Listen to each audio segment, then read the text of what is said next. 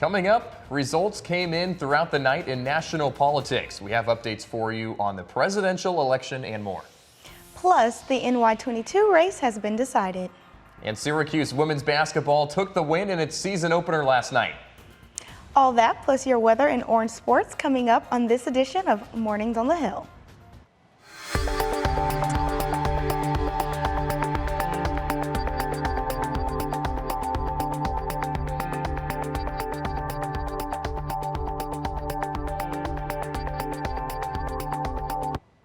Good morning. We welcome you to Mornings on the Hill. I'm Nico Horning.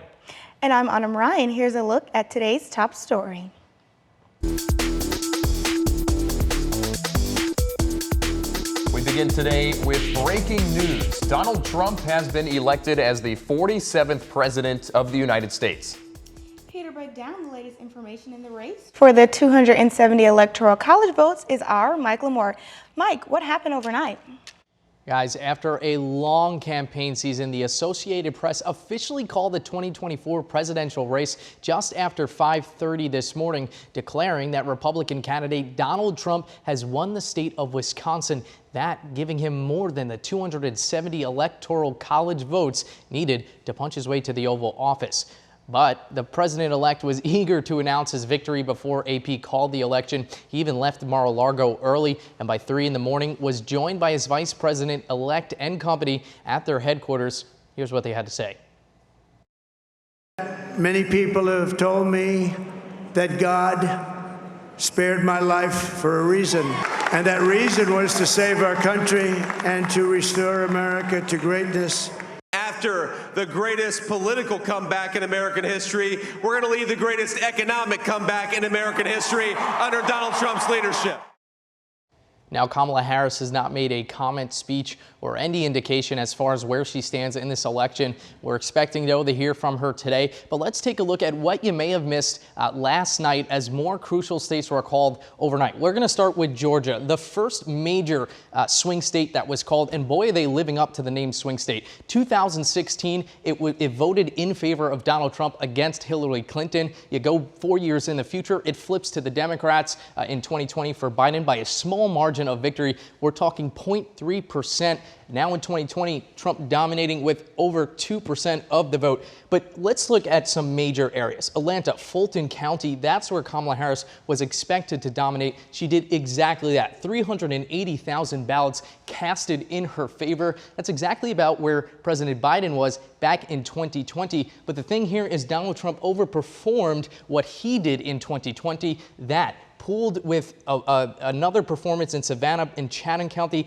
as well as pooling together all those rural votes, allowed President Trump to take the state of Georgia. Okay, let's zoom out. We're going to go to Pennsylvania, another major swing state that was called in favor of Donald Trump. You look to Philadelphia, rather.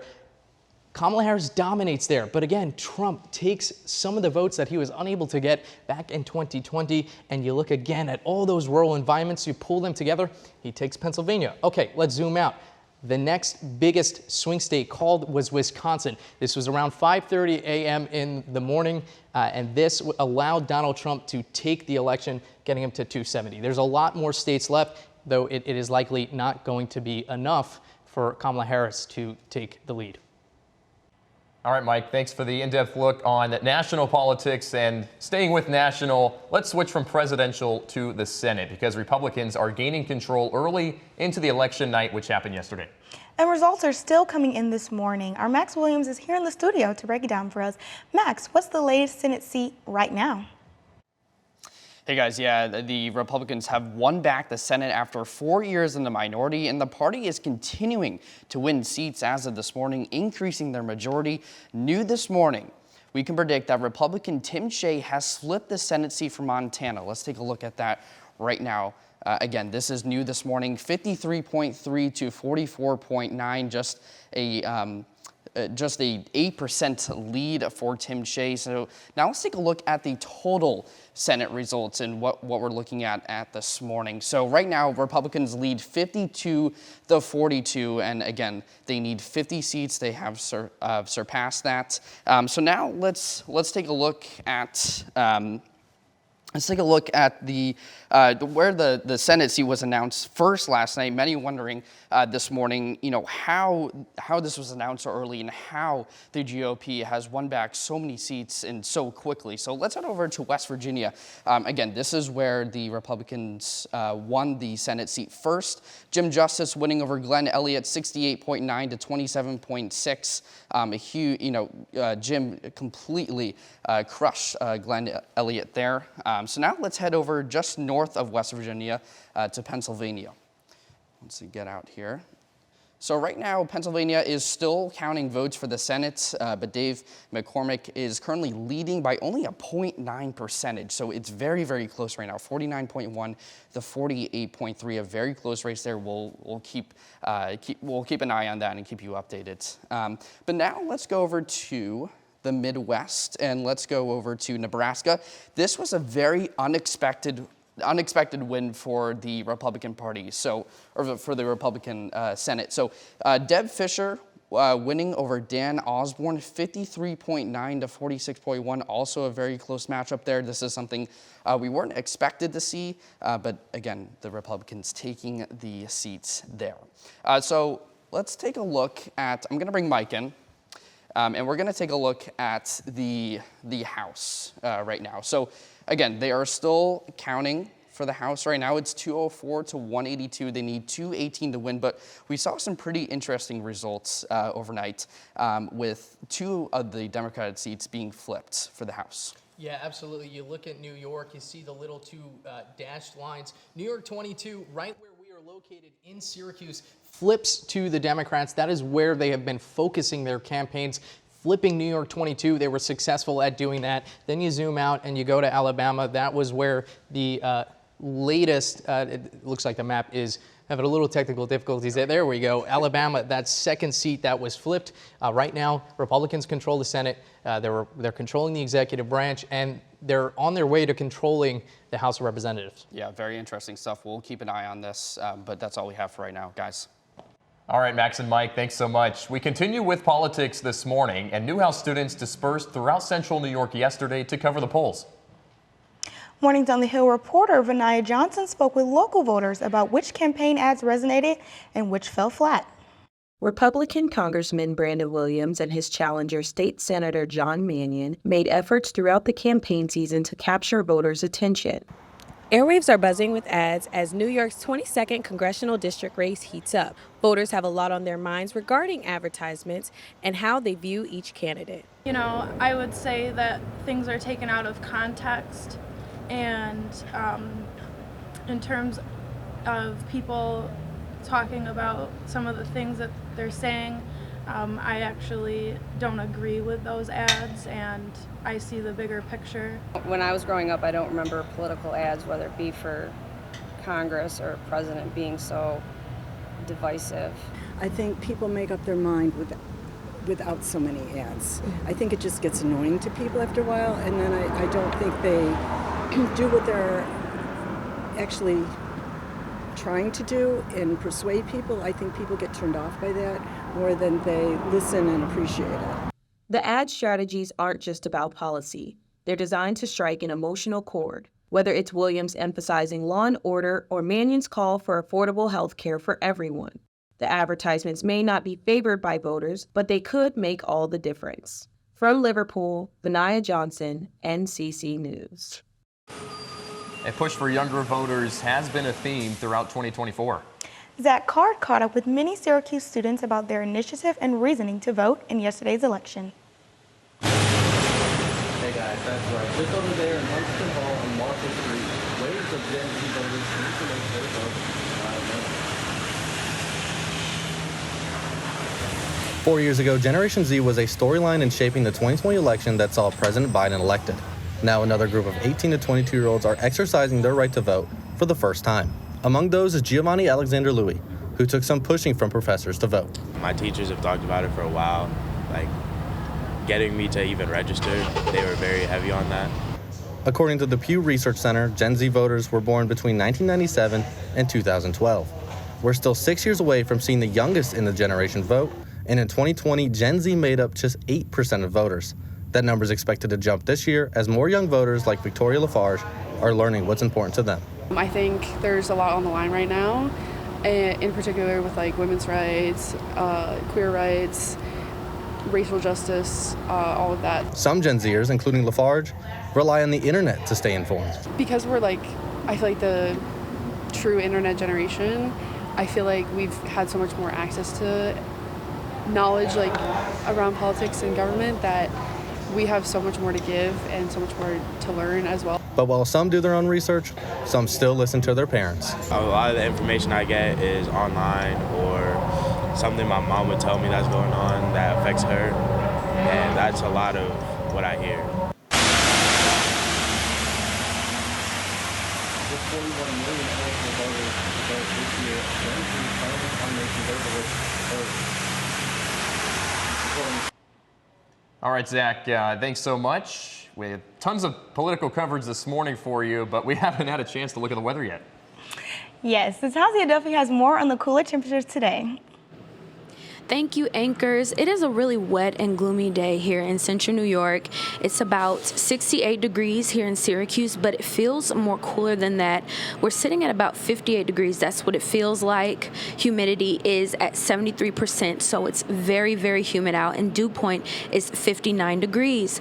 The winds are coming in from about the southwest at about 9 miles per hour, but the roads are pretty visible. If you're on your way here to campus, I would definitely suggest making sure you pack your umbrella. Make sure you're ready for the day. And I wish I had better news and could tell you that it's going to get better, but you'll have to stay tuned for our longer weather forecast in a little bit. More on our weather and sports, and even more on elections coming up after the break. From Mornings on the Hill, I'm Tasia Duffy. Welcome back to Mornings on the Hill. While U.S. voters were deciding the next president of the United States, there was already a big winner on Election Day, and that was Wall Street. The Dow, NASDAQ, and S&P all ended Tuesday in positive territory, with all indexes adding 1% or more in value. Stocks often rise on Election Day, and this, in fact, marks the 6th consecutive Election Day gain for the NASDAQ and S&P. Wall Street ended Election Day with gains across the board. Stocks are continuing to surge this morning. Nvidia is now the world's most powerful company. The artificial intelligence software business passed Apple on Tuesday, with its market capitalization rising nearly 3%. Nvidia shares have tripled in 2024 with a market cap of $3.43 trillion. The chip maker will join the blue chip index before the market opens on Friday. British police arrested 2 men after they spray painted the U.S. Embassy building in London in protest of Donald Trump's victory. On Wednesday, 2 environmental activists sprayed orange paint on the embassy's compound wall. The 2 men are part of an activist group, Just Stop Oil, who said Trump's win puts their lives of ordinary people at risk everywhere. Activists from Just Stop Oil have staged numerous protests in Britain, including throwing soup at Van Gogh paintings. All right, back here in Syracuse, it's actually looking pretty nice outside, and with that, it's time to check your weather for today with Tasia. Tasia's in the studio with a look at your full weather forecast. Thank you, Autumn and Nico. So taking a look at our weather right now, as I mentioned earlier, it's 68 degrees, but it feels a little bit cooler than that, and it's awfully humid. And just getting into the rest of our day. So as you can see, it is pretty wet outside. Precipitation is at about 0.06 inches, and it will continue on throughout the day. As I mentioned, I don't have better news for you. It will get cooler. And then as we go into our 5-day forecast, it will be 56 degrees tomorrow and about 20% chance of rain, and then 58 on Saturday. Oh, on Thursday, I'm sorry. And then on Friday, it'll be 51 degrees and 80% chance of rain. But again, it will be humid with a low of 38. For Saturday, it will be 59 degrees Fahrenheit, and still we'll have a higher chance for precipitation, and it'll be cooler at 49 degrees as our low. And then finally on Monday, Veterans Day, we will see a little bit of sun trying to peek through, but again, it will still continue to be wet. And that is it for Mornings on the Hill. I'm Tasia Duffy. Back to you at the desk. Thanks, Tasia. Coming up on Mornings on the Hill, Syracuse field hockey had a big win yesterday in the ACC quarterfinals. Plus, women's basketball got off on the right foot. We'll break down last night's games and sports on the other side here of Mornings on the Hill.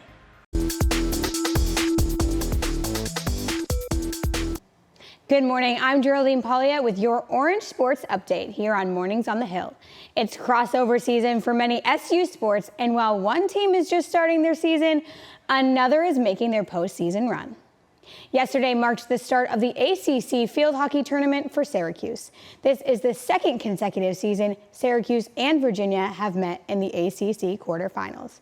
The Cavaliers have been a notoriously tough opponent for Syracuse, and Lynn Farquhar was looking for a different outcome than last season. Last season's 3-2 loss. Virginia had chance after chance to put the ball in the back of the net, outshooting Syracuse 15-7 and getting 8 penalty corners, nearly doubling Syracuse. But sometimes all you need is one. And after a strong pass from Wilhelmine Bogart to Lana Hamilton, Hamilton got a shot off and with a rebound scored the only goal of the game for the Orange. Virginia brought the pressure in the second half, outscoring Syracuse 8-0 in the second half. But it was Louise Pert with the shootout that kept them in the game. Phoebe Hall came up huge, taking control of the ball and passing it out after Pert went down for the save, and the Cavaliers nearly got their equalizer. As much-deserved celebration for Lynn Farquhar and her team as they push past Virginia for the first time since 2015 NCAA championship win. But the job is not finished. They look to an even bigger challenge today as they face North Carolina at 1 p.m. While field hockey winds down, the basketball season ramps up, including a game one for the Orange. Nathaniel Cunningham has more on SU. Look in its early action. After 223 days, we finally got some women's basketball action last night. And to say it was good would be an understatement. It took the Orange just 2.5 minutes to get a sizable lead that they never looked back row. Controlled the game the entire time. But if you thought the Purple Eagles were just going to slouch over and roll over, think again. Niagara was physical, fast, and they were aggressive, and that surprised SU early, forcing the Orange to have 17 turnovers in the first half. However, for SU, when you shoot over 60% from the field, good things are almost destined to happen. And after the game, head coach Felicia Leggett-Jack acknowledged that her team has a different type of challenge this season. The way we had to win last year as a team was to go through the Asia Fair, and that seemed to work with 24 wins. And this year we're just gonna have to do it a little bit different. We're gonna push with a pass, and we're gonna share it differently. Well, the Cuse definitely pushed it with the pass. They had 27 assists on their 38 made shots, but you'll see down there at the bottom, 30 turnovers. It's unacceptable. Another interesting thing, though, that Coach Jack had mentioned was that she wasn't as concerned with the turnovers, though, because she knows that that's how her offense is going to play. Kyra Wood, big game back with the Orange. The freshmen were also having a successful game. It was just a great all-around win for the Cuse. Good day to be a Syracuse Orange with wins across the board yesterday. But with the crossover season in full effect, we have a lot more to look forward to. I'm Geraldine Pollia alongside Nathan Cunningham, and we have 5 games this weekend alone for SU athletes. What game are you looking forward to the most? Well, I mean, there's so much action this weekend. You've got football back in action against Boston College. You've got men's soccer there, in the ACC tournament. Got a tough test in Wake Forest. But I think you have to talk about the volleyball team. Anytime you get a chance to take on the number 4 team in the country like Louisville, that is an excellent team that is going to come to the 315. They're going to provide a challenge, but we saw this team. They were 12-0 to start the season. They've picked up an ACC win now. Now let's see if they can kind of put all those pieces together and be successful. I got my eyes on that volleyball match this Friday. Yeah, I mean, volleyball we've seen back and forth, the wins, the start of the season, and then the tough middle of the season. But I think I'm most excited for the football game. I mean, we saw that Virginia Tech game. It was crazy, the overtime win. Really didn't know what was going to happen. And I'm really excited for them to show it again on the field this weekend. They've got an opportunity to go beat a team that is their rival. Some people will like that, some people won't. It's definitely going to be a good one for sure, and see if maybe an ACC title is in their mind as well. Absolutely. Well, if there's one thing people can agree on, it's their love for food. Our Mike Lamort has more coming up on Mornings on the Hill. Back here on Mornings on the Hill, before we leave you this morning, one final story about Election Day. Regardless of the outcome, all candidates come together at one local event that has a special meaning for one local church. Morning on the Hill's reporter Mike Lamort has the story. When the moon hits your eye like a big pizza pie, that's amore. For 75 years, Election Day in Syracuse hasn't been about politics. Instead, it's all about pasta. Bells will ring, ting-a-ling-a-ling, ting-a-ling-a-ling, and you'll sing Viva Bella. The annual spaghetti supper event hosted by Our Lady of Pompeii brings together candidates on both sides of the ballot to share in on a classic Italian-style dinner. There is a lot more to life than politics, and you get in a place like this and you're reminded of the humanity of our community, not just the name calling. At the end of the day, if you can sit down and break bread together, you realize that you're all part of the same, community.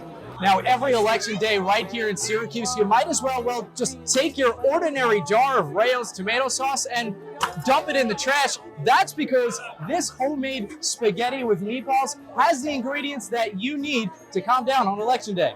The sauce is all fresh ingredients.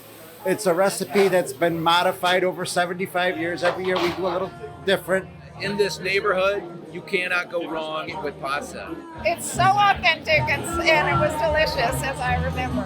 Reporting from Our Lady of Pompeii for Democracy in Action, I'm Mike Lamort. All right, I've decided I'm going to have some spaghetti this afternoon. That sounds pretty good. But that's going to do us for this morning here on this Wednesday. And I'm Autumn Ryan. We'll see you next Wednesday live at 10 right here on OTN.